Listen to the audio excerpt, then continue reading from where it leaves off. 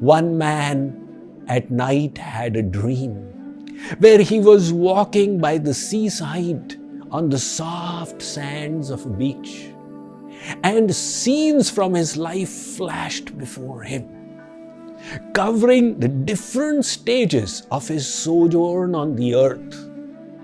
And when he looked back, he discovered that there were two pairs of footprints, except sometimes there were just one set of footprints, and these coincided with the most difficult times in his life.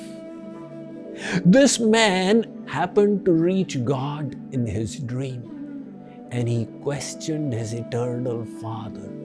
You had said you would always be with me, protecting me. My Lord, in my most difficult times, I found only one set of footprints. Why so?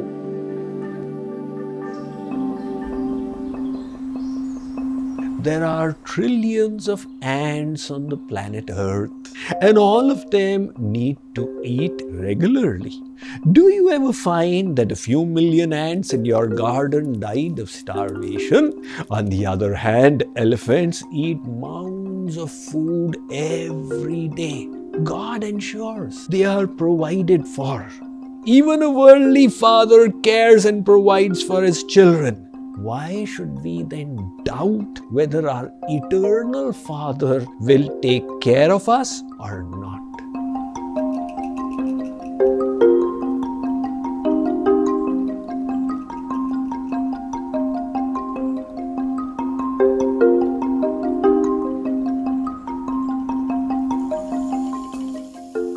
A very powerful antidote for fear is Sharanagati, surrender. Because surrender means faith in the protection of the Supreme.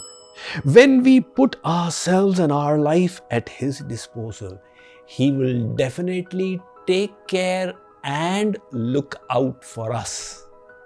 Take inspiration from this amazing story of the lady who rushed in great worry to the grocery store and pleaded before the owner, "Sir, I am in great difficulty. My husband does not have an income and I have 4 hungry children to feed. Can you please give me some groceries?" "Lady," said the shopkeeper, "this is not a charitable organization but a profit-making store. You need money to get the goods." "In that case," said the lady, "can you please give me a loan? I'll repay later on." "That will not be possible," said the shopkeeper, "because you don't have a credit account with us." A customer was listening to this dialogue. He had tremendous faith in God and asked the lady to write out a prayer on a piece of paper, which she did, and he folded without looking at it. He said to the shopkeeper, "Put this on one side of the scales and let the lady weigh whatever groceries she wants against this slip. Beyond the weight of the slip, whatever she needs, I will pay for it." The shopkeeper was astonished. Nevertheless, he put the weightless paper on the scales, and the lady started loading up the groceries on the other side. But no matter how much she put, the scales did not tip over. The shopkeeper was astonished. Nevertheless, he was bound by his word. He put the groceries in a bag and handed them to the lady, who thanked the man profusely and left. The shopkeeper asked the customer, "How did this happen?" The customer said, "Let's look at her prayer." When they saw the slip, the lady had said, "Oh Lord, you know my needs. I am putting this in your hands." And God had responded to that earnest prayer. So the customer, he said, witnessing this was definitely worth it. Whatever she got, I'm giving you $50 from my side. Later on, the shopkeeper discovered that the scales themselves were broken. So nobody came to know what is the weight of a prayer. But the message is, He is always watching out for us. Have faith. Take inspiration from the Mahabharat. When the great battle became imminent, Gandhari was worried for her 100 children. And she said to the eldest of her children, Duryodhan, "Come to me at night without any clothes. I will make you invincible because I have the accumulated merits of my austerities." Gandhari had kept herself blindfolded as a chaste gesture because her husband Dhritarashtra was unable to see. Duryodhan decided to obey his mother's command. And in the dark of the night, without a single thread on his body, he started walking to Gandhari's chamber. When Shree Krishna came in between and said, "Duryodhan, is this what sensible people do? Walk in the mid of the night without any clothes?" Duryodhan explained. He said, "Sham Sundar, it's my mother's instruction because she said that by her powers she will make me invincible." Shree Krishna scolded Duryodhan, "You are not a toddler.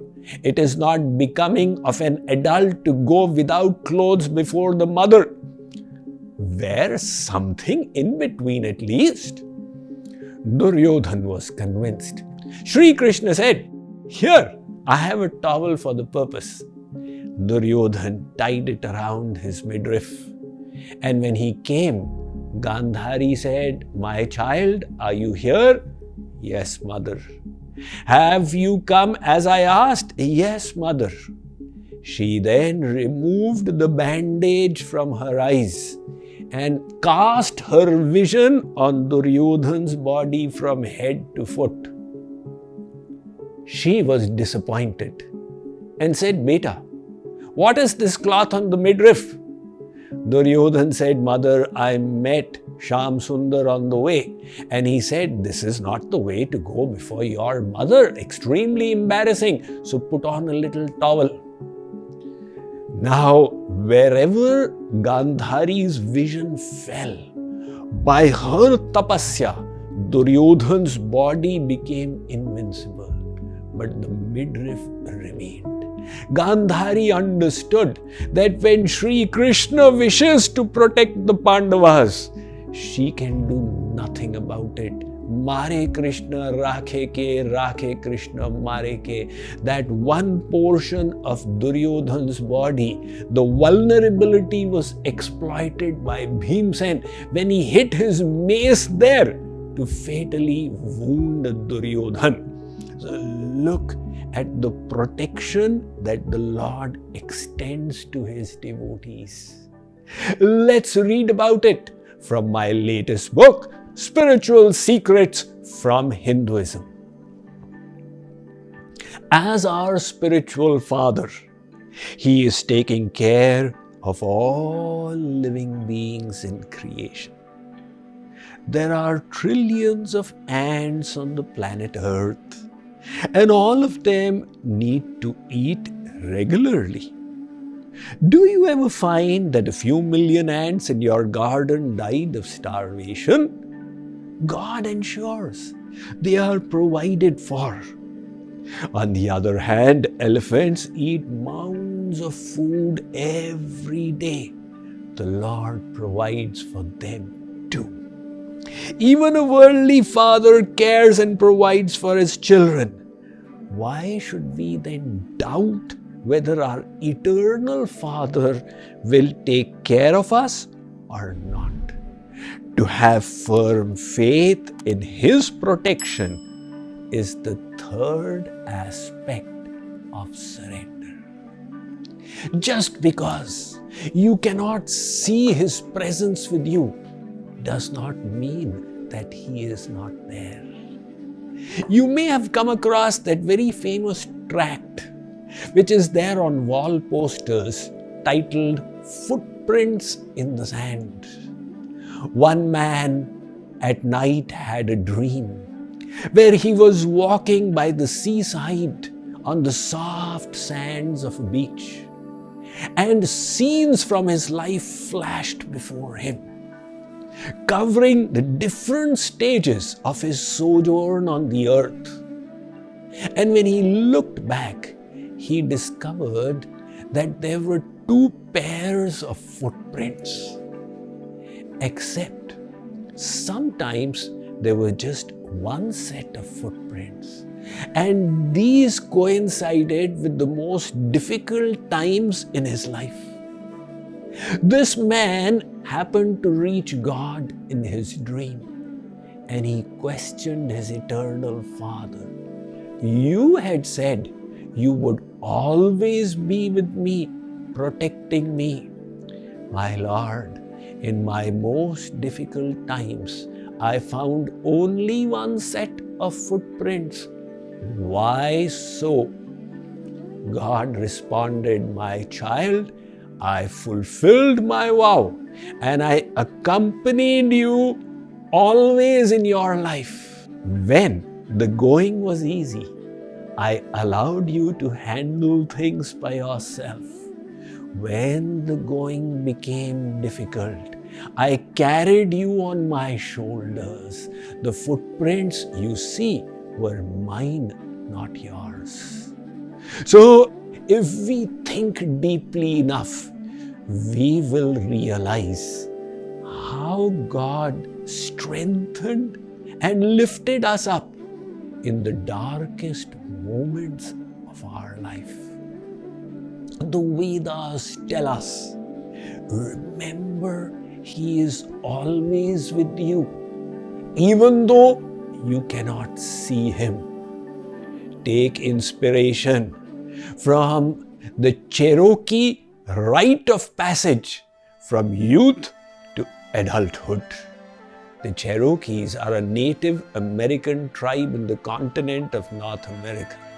When a youth comes of age and is now to be accepted as an adult member of the tribe, he needs to pass this test. One night, the father blindfolds his son and leads him into the dark, dangerous forest, makes his son sit on the stump of a tree and says, my child, you will remain here all night long. In the morning, when the light becomes perceptible through the bandage covering your eyes, you will then have the right to remove this blindfold. The youth remains there. Imagine a forest with all its ferocious dangers and carnivorous animals which could attack at any time. What passes through the mind of the youth? Trembling, he finally in the morning, on receiving the light, removes the blindfold, only to discover his father had been sitting next to him, guarding him through the night. The father then says, you are not to reveal what happened in the night to anyone. This rite of passage from youth to adulthood will remain in our Cherokee tribe for all the youth. So this faith in the protection of God is the third point of Sharanagati. The fourth point will then be to feel gratitude for all His graces upon us. The fifth will be to give up the sense of proprietorship. And the sixth will be the most subtle and spiritual point, to give up the pride of having done Sharanagati. Let us continue this sacred journey towards surrender of God as we delve into spiritual secrets from Hinduism.